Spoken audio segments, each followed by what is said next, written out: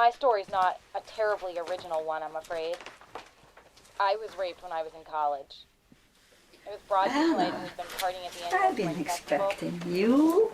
I'd had way too much to drink, and so I went home to my off-campus apartment to sleep it off.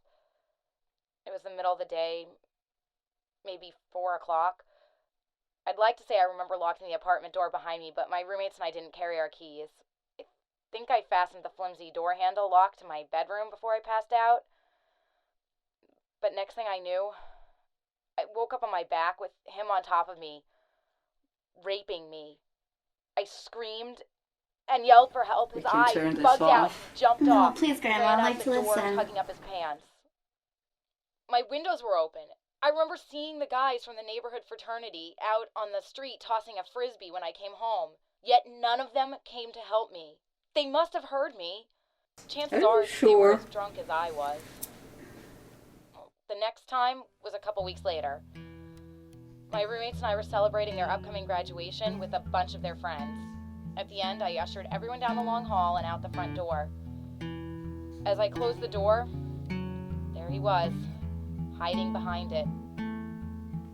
Grabbed me and kissed me hard, like he was gagging me. He pushed me into my room, forced me onto my bed, and while one hand held my hands firmly in place above my head, he did everything he needed to do one-handed.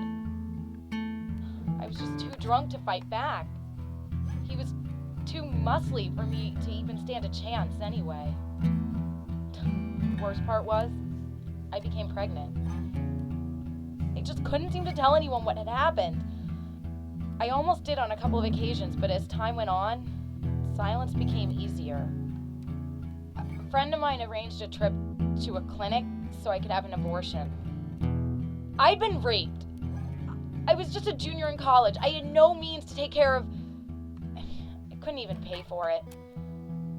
I borrowed the money from my friend and paid her back before the fall semester began. I somehow made it through the picket lines, though I wanted to yell in one man's face, "I was raped, you idiot. You can't tell me what I should and shouldn't do." Instead, I just held fast to my friend's hand. I entered in an altered state, cocooned inside my head, like I was watching from a seat somewhere behind my eyes. I decided to approach the experience as if I was an undercover journalist following the story.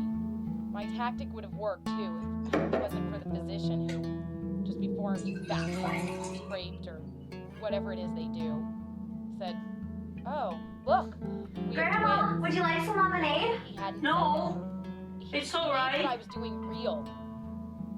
Years later, I got married, and following the birth of our first child, those words would haunt my dreams and my awake state so much that I contemplated suicide for the first time in my life.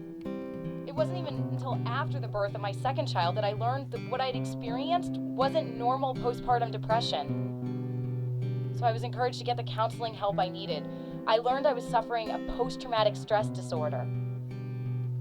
And somewhere deep in my mind, I was sure I was not even worthy to be a mom since I'd done that. I blamed myself for the rapes. Actually, I didn't even call them rapes till she pointed out what they were. Prior, I thought of them as shameful, drunken, one-night stands. It wasn't until my counselor asked me, "If you were drunk and someone stole your purse, would you blame yourself?" That was when I finally understood it wasn't my fault. Why tell your story today? I can't stand hearing all the reports of closing abortion clinics or of politicians trying to pass new legislation that will reduce access. And of the people who do come out and tell their story only to be questioned as if they're merely attention seekers. Rape is a deeply personal, scary thing. The victim is twice or maybe even 3 times victimized for being raped, for thinking it was her fault, and for reporting it too late for any penalty to befall the rapist. Add the side effect of an unwanted pregnancy onto that, she's victimized and stigmatized and humiliated. Grandma, I need to tell you something. What would you say to those listening who can relate to your story? Tell someone, anyone. It's the secret that builds up, that's poison in your system and can lead to thoughts of suicide. once I got the help, I became strong again. Whole. Who knows, maybe I could have faced my attacker